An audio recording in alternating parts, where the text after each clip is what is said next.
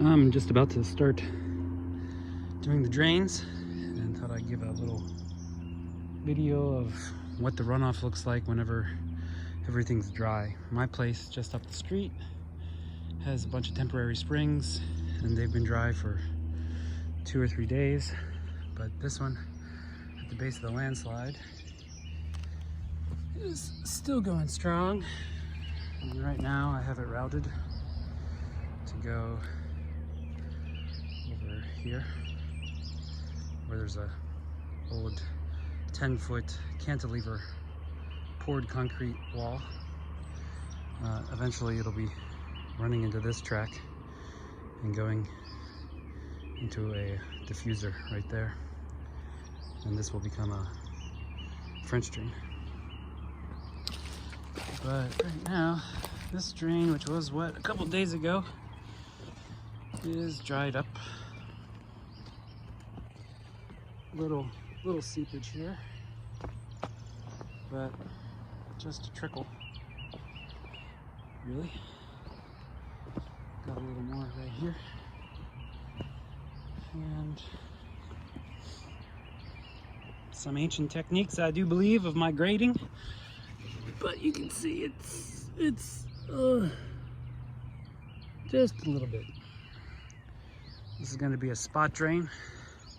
I don't know what it's called or whatever, but I had a 3-foot trench here last night. It would be really nice to own a skid and be able to do it the same day, but as you can see, I had a little bit of a problem. It's not going to be hard anyway. This is the second spring from the landslide gabion wall drain field. That's going to just be a solid pipe, and I actually needed to open up the curve a little bit more anyway. So if there were any chunk that were gonna collapse, that is a good one. But this is going to be a French drain.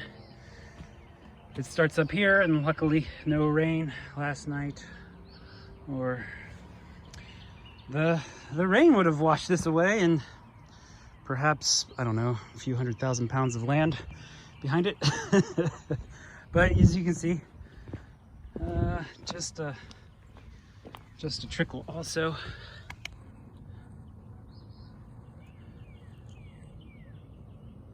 little bit, not much. And then this is the French drain that the 3-foot trencher got sucked into. And that was quite an ordeal to get that out and down 20 feet by 3 p.m. pickup. And this one has a little bit more of a trickle. Quite a bit more.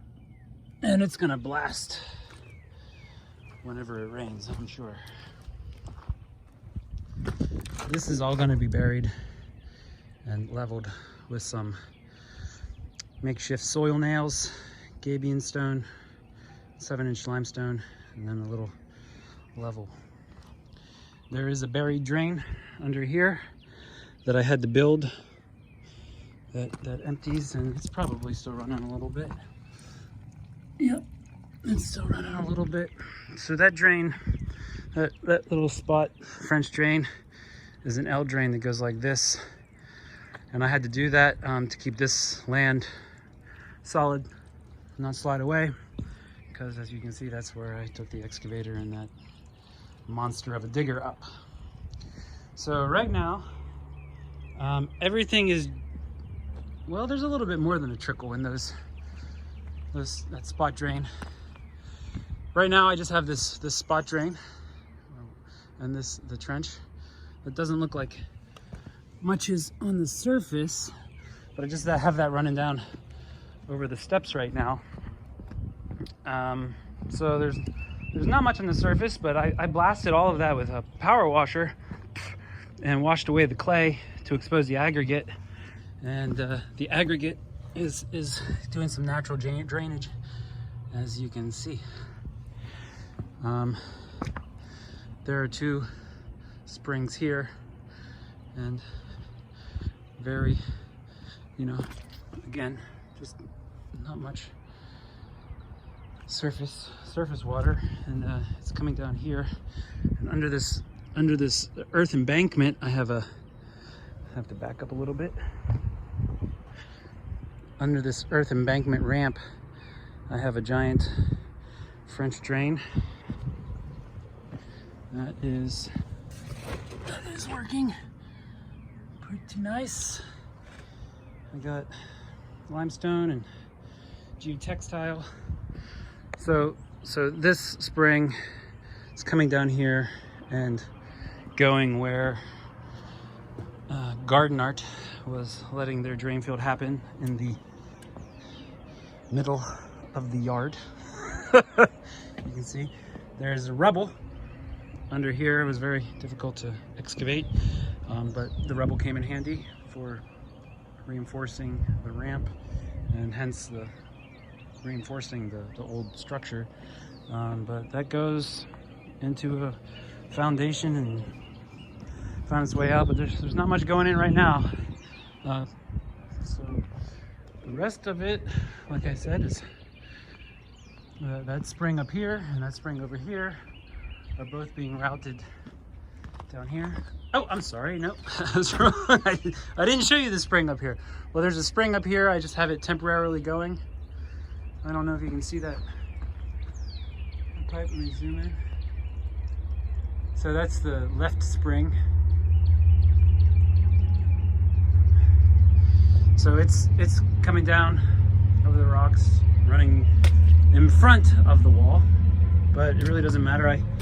I dug the base of this old wall out, cleaned it out, sprayed out the drain holes, put geotextile and limestone in it, so it is actually pulling water as well.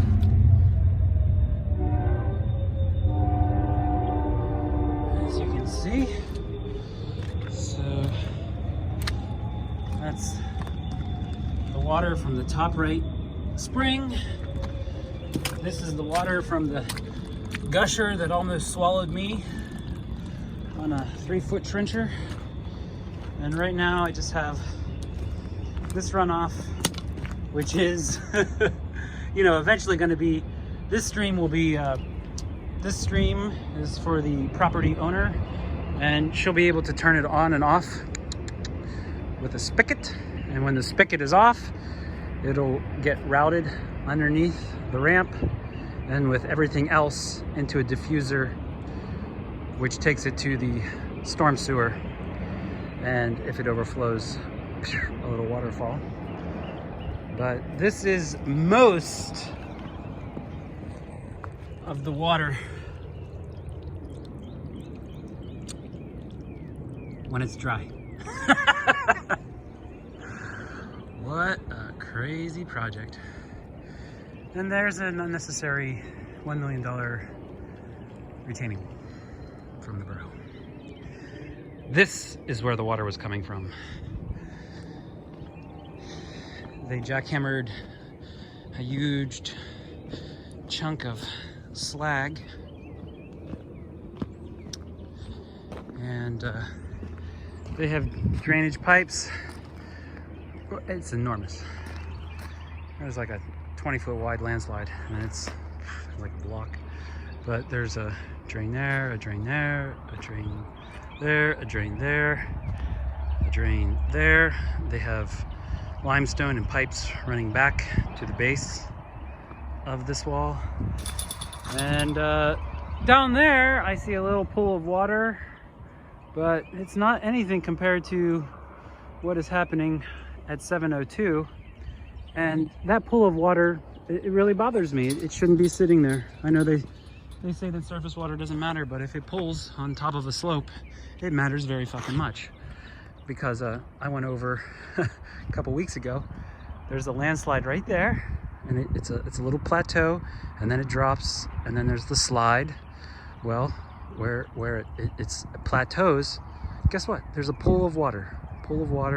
It sinks into the earth, makes the ground saturated, the clay becomes soft, becomes solid, becomes liquid, and swoosh.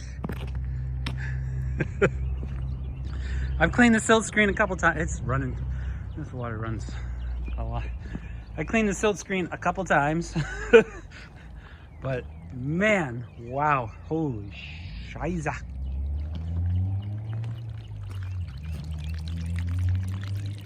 That is a lot of water.